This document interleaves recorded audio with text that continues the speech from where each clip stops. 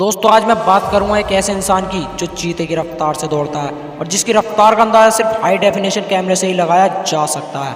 जी हाँ दोस्तों, हम बात कर रहे हैं दुनिया के सबसे तेज दौड़ने वाले इंसान उसेन बोल्ट की, जिन्होंने 3 ओलंपिक्स में 8 गोल्ड मेडल अपने नाम किए हैं। और सिर्फ इतना ही नहीं बल्कि 2008 से सभी ओलंपिक्स के 100 मीटर और 200 मीटर रेस में जीतकर वे वर्ल्ड रिकॉर्ड बना चुके हैं। आपको जानकर ये हैरानी होगी कि आज के समय के दुनिया के सबसे तेज इंसान का जन्म बेहद ही गरीब परिवार में हुआ था। उनके गांव में ना तो बिजली थी और ना ही घर घर पीने के लिए पानी, लेकिन इन सभी परेशानियों का बखूबी से सामना करके उसेन बोल्ट ने बता दिया कि अगर इंसान के अंदर दिल से कुछ कर गुजर जाने की इच्छा हो तो दुनिया में कुछ भी असंभव नहीं है। बोल्ट ने अपना बचपन अपने भाई के साथ गली में फुटबॉल और क्रिकेट खेलते हुए बिताया है। उन्होंने अपने एक इंटरव्यू में बताया था कि जब मैं छोटा था तब मैं वास्तव में खेल के अलावा किसी और चीज़ के बारे में नहीं सोचता था, और इसीलिए शुरू से ही बोल्ट ने अपने दिमाग में खेल में ही करियर बनाने का सोच लिया था। छोटी उम्र में बोल्ट ने अपने गांव के ही एक सरकारी स्कूल में पढ़ाई की और यहीं पर पहली बार उन्होंने रेस कंपटीशन में पार्टिसिपेट किया और सबसे तेज़ रनर बन गए। 12 साल की उम्र में बोल्ट ने यह तो सोच लिया था कि उन्हें खेल में ही अपना करियर बनाना है, लेकिन किस खेल में ये डिसाइड नहीं कर पा रहे थे क्योंकि उन्हें फुटबॉल और क्रिकेट का भी बहुत शौक था।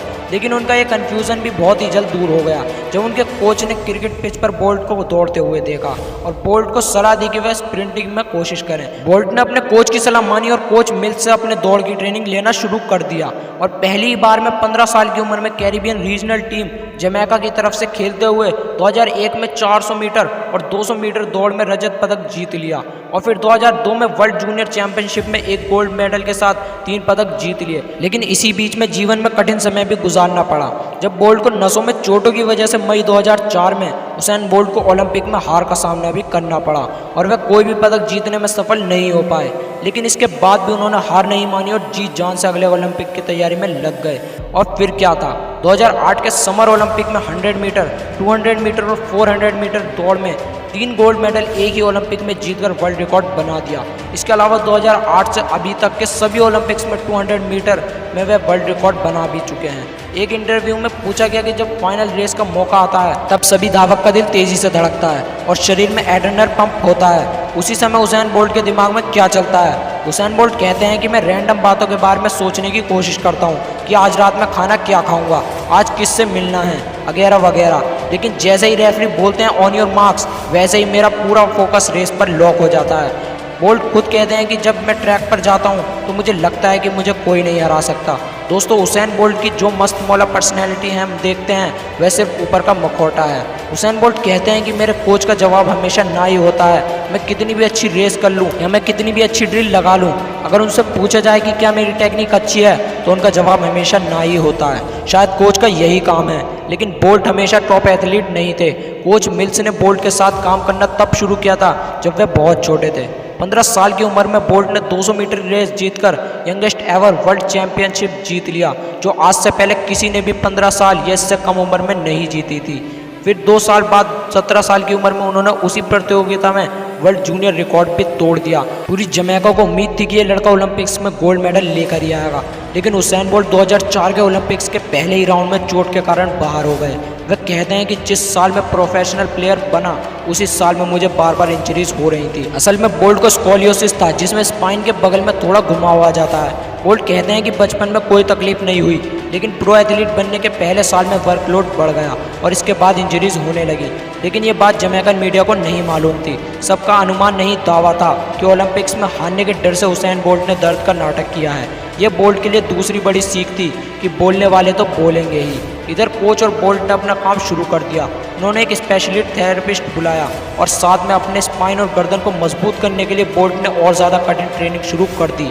इसका पहला रिजल्ट मिला 2 साल बाद, जब 2007 में उन्होंने 2 सिल्वर मेडल जीते। बोल्ट कहते हैं कि कोच मिल्स ने मुझे एक लड़खड़ाते हुए चोटिल एथलीट से चैंपियन बना दिया, लेकिन प्रेशर से बचने का तरीका 15 साल के बोल्ट ने खुद ही सीखा है। 2002 में किंगस्टन जमैका में जूनियर वर्ल्ड चैंपियनशिप थी। सब कहते थे कि तुम 100 मीटर दौड़ने के लिए नहीं बने हो। आज वह 15 साल का दुबला पतला लड़का अपने शहर के सामने दौड़ने से कतरा रहा था। बोल्ट की मां कहती हैं कि वह इतना डरा हुआ था कि वह रो रहा था क्योंकि बाकी सारे लड़के बड़े और ताकतवर थे। वह अपने शहर के सामने हारना नहीं चाहता था। बोल्ट ने उस दिन अपने डर पर काबू करके रेस जीती। बोल्ट कहते हैं कि उस दिन अपने डर को पहचानना मेरे जीवन का टर्निंग पॉइंट था। उसके बाद मैंने किसी भी रेस को अपने सिर पर भारी नहीं होने दिया और यही बारीकी भी हमको उनके वर्क एथिक में दिखती है। बोल्ट कहते हैं एफर्टलेस परफॉर्मेंस जैसी कोई चीज़ नहीं होती। जब कई लोग मुझे भागते हुए देखते हैं तो कहते हैं कि आप स्प्रिंटिंग को कितना आसान बनाते हो, बिल्कुल एफर्टलेस। तब बोल्ट कहते हैं कि उस लेवल तक पहुंचने के लिए सब कुछ बहुत कठिन है। हर दिन सुबह शाम सेक्रीफाइस है। जब आप पूरा दम लगाकर ट्रेनिंग करते हो तो शरीर दर्द से कहता है कि रुक जाओ, अब घर चलते हैं। जब सुबह उठते हो तो याद आता है कि आज तो बहुत कठिन ट्रेनिंग है। मन करता है कि ना जाऊं और घर पर ही आराम करूं, लेकिन जाना तो है। ट्रेनिंग करना रेस के लिए बहुत कठिन है। उनके कोच उनसे कहते हैं कि कुछ सालों में हमारे पास ट्रैक यानी दौड़ने वाली मुरम नहीं बचेगी, क्योंकि ये सब तो तुम अपने पसीने के साथ घर ले जा रहे हो। दोस्तों, ये होती है असली मेहनत, असली हार्डवर्क। एक रिपोर्टर उसेन बोल्ट की प्रैक्टिस देखकर कहते हैं कि हमने आपको कभी इतने कष्ट में नहीं देखा। बोल्ट उसी वक्त कहते हैं, आप यही तो असलियत देखने आए थे ना, असली काम तो पर्दे के पीछे होता है। पर्दे पर तो बस थोड़ी सी झलक दिखती है। हम सब कुछ बस एक रेस के लिए ही कर रहे हैं। रेस में जाकर आप कॉन्फिडेंस नहीं ढूंढ सकते, आपको पहले से इसकी तैयारी करनी होगी। मैं रेस में जाकर ये नहीं सोच सकता कि बगल वाला एथलीट मुझे हरा सकता है। अगर बगल वाला वर्ल्ड चैंपियन भी है तो आपको अपनी सबसे अच्छी स्पीड दौड़नी होगी। क्या पता कि आज आपका दिन बुरा हो, इसलिए सबसे पहले आप मेंटली तैयार होने जरूरी हैं। बोल्ट कहते हैं कि मैं अपने ऊपर प्रेशर नहीं आने देता। आप हमेशा अपने आप को याद दिलाते रहो कि आप सब कुछ नहीं जीत सकते। कुछ जीतोगे, कुछ हारोगे। हर स्पोर्ट ऐसा ही होता है। मेरे कोच ने मुझे सबसे पहले यही सिखाया था कि अगर लंबा जीतना है तो पहले हारना सीखो। उनका कहने का मतलब था कि हार को पचाना और उसका फ़ायदा उठाना सीखो, तभी लंबा जीत सकते हो। बोल्ट कहते हैं कि मैंने बहुत सारे एथलीट को देखा है कि जो लोग शुरुआत में ज़रूरत से ज़्यादा करने की कोशिश करते हैं लेकिन ट्रेनिंग पूरी नहीं कर पाते। कई सालों में मुझे ये बात समझ में आई है। मेरे कोच कहते थे कि आखिरी सेट सबसे ज़्यादा ज़रूरी है।